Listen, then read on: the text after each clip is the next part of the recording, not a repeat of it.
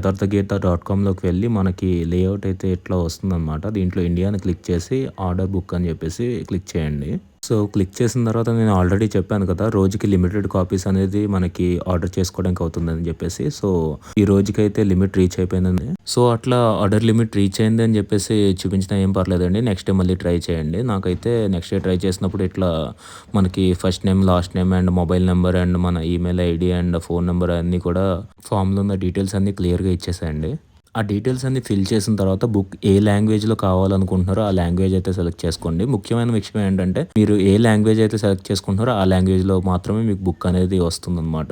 So, ఈ విషయాన్ని అయితే గుర్తుపెట్టుకొని లాంగ్వేజ్ ఆప్షన్ మాత్రం కరెక్ట్‌గా సెలెక్ట్ చేసుకోండి. అండ్ ఈ బుక్‌ని ఆర్డర్ చేసుకోవడానికి మీకు ఒక్క రూపాయి కూడా కాస్ట్ అవ్వదండి. ఇది ఫ్రీ ఆఫ్ కాస్ట్ కంప్లీట్‌లీ.